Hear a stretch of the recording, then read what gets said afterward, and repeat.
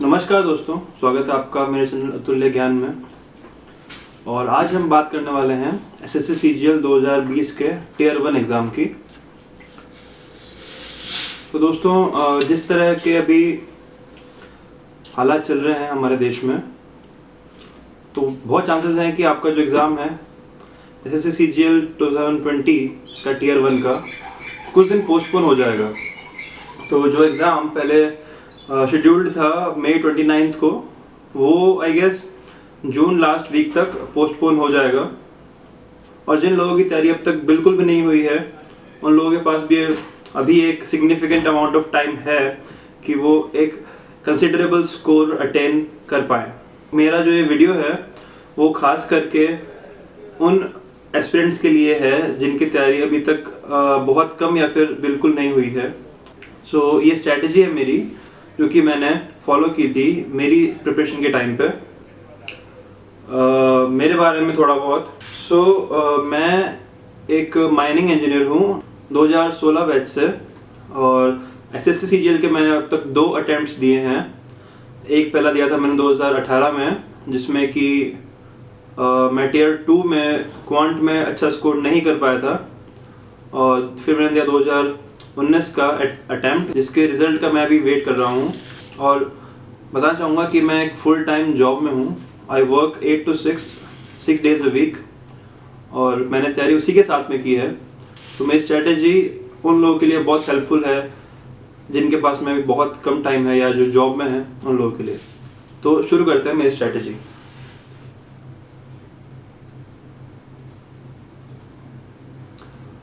सबसे पहले बात करते हैं थोड़ी सी एसएससी सीजीएल के एग्ज़ाम के बारे में। तो जिन लोगों को नहीं पता है, ये ग्रुप बी और सी की जो गवर्नमेंट की पोस्ट होती है उनके लिए एग्ज़ाम होता है। और ये 4 टीयर्स में होता है, 4 पार्ट्स में होता है, 4 राउंड्स में होता है अगर हम कहें तो।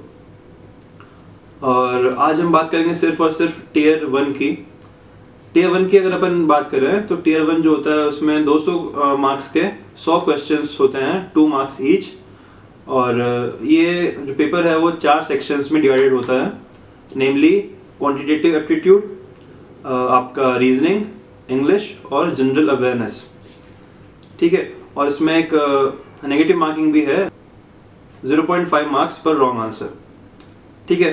तो मोर और लेस ये आपका टियर 1 का जो एग्ज़ाम स्कीम है वो था। अब अपन आते हैं मेरी स्ट्रेटजी पे।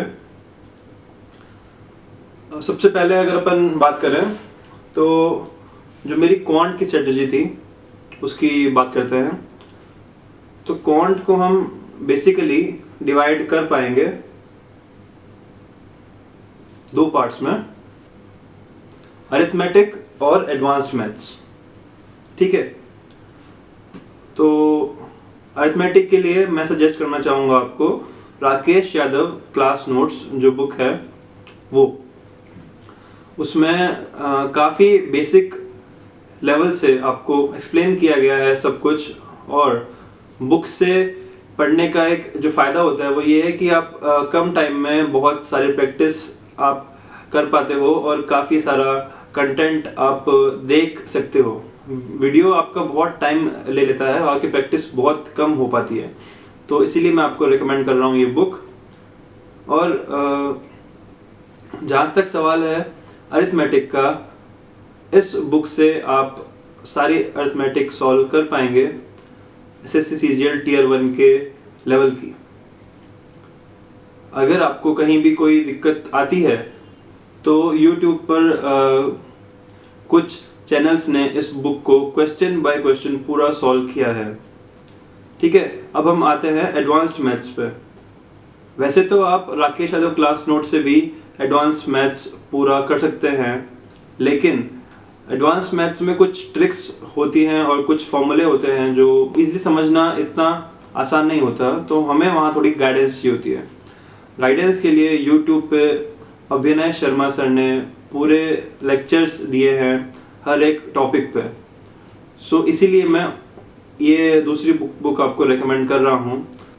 आप अगर इस बुक को लेना ना चाहें तो आप सिंपली अभिनय मैथ्स के यूट्यूब चैनल से लेक्चर्स देखकर, अभिनय मैथ्स के टेलीग्राम चैनल से जो क्वेश्चन बैंक है, जो क्वेश्चन सीरीज है, उसको डाउनलोड करके सॉल्व कर सकते हैं।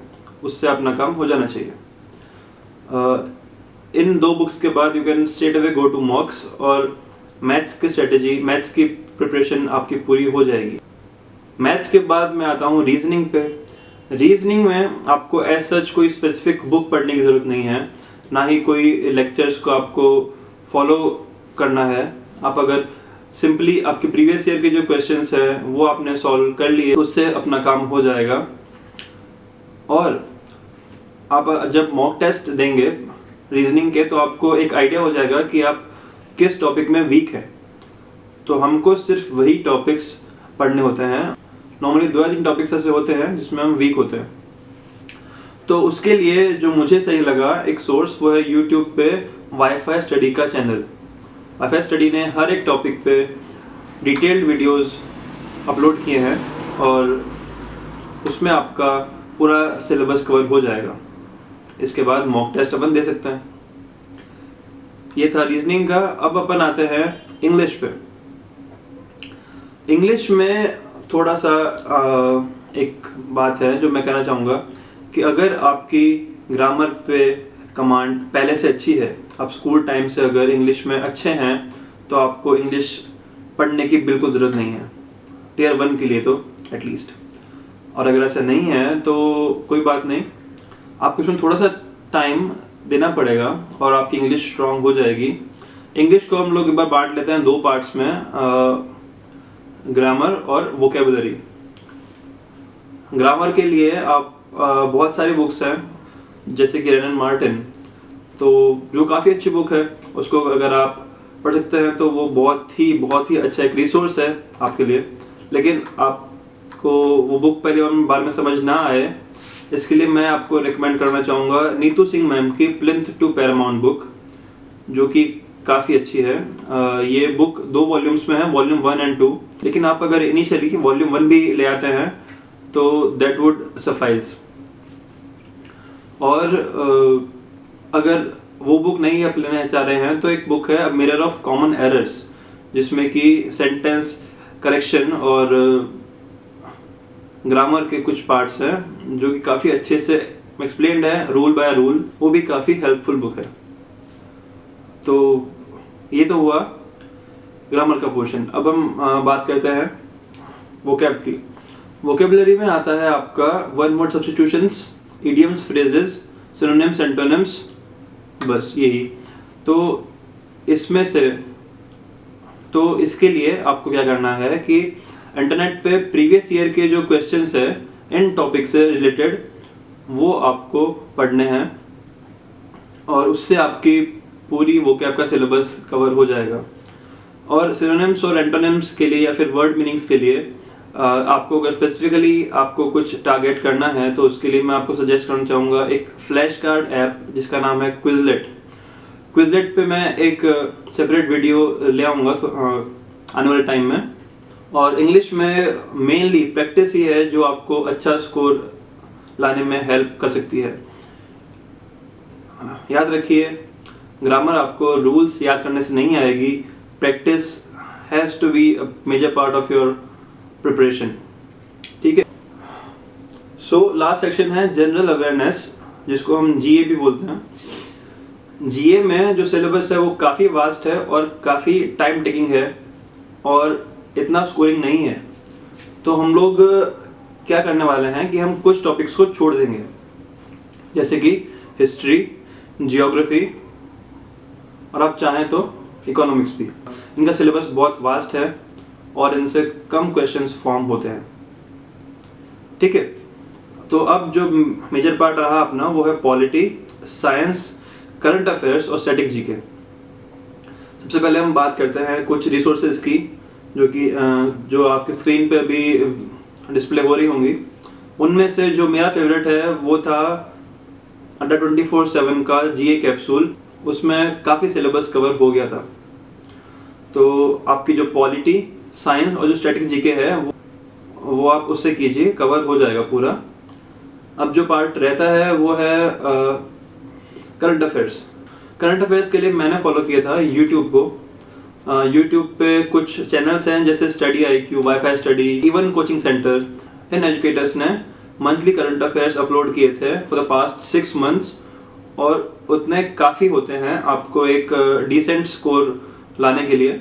आपको लगता है कि डेली करंट अफेयर्स को पढ़ना आपके लिए ज़्यादा हेल्पफुल रहेगा, तो affaircloud.com जो वेबसाइट है, affairscloud.com जो वेबसाइट है, उस पर आपको डेली करंट अफेयर्स के PDF मिल जाएंगे और उनको आप पढ़िए, लिख लीजिए, याद कर लीजिए।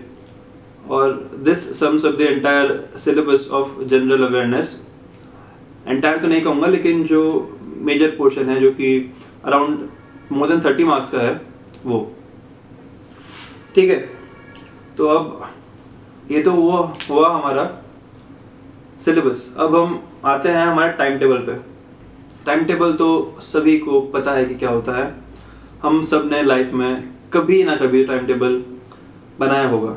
स्कूल टाइम में कि मैं रोज़ सुबह 7 बजे उठूँगा, 8 बजे तक नहा लूँगा, 9 बजे तक स्कूल पहुँच जाऊँगा, 1 बजे स्कूल से घर आ जाऊँगा, 2 बजे तक खाना खा लूँगा, एंड सो ऑन। तो हमें वो नहीं करना है इस बार। टाइम टेबल में जो मोस्ट इम्पॉर्टेंट पार्ट होता है वो है उसकी टाइमलाइन।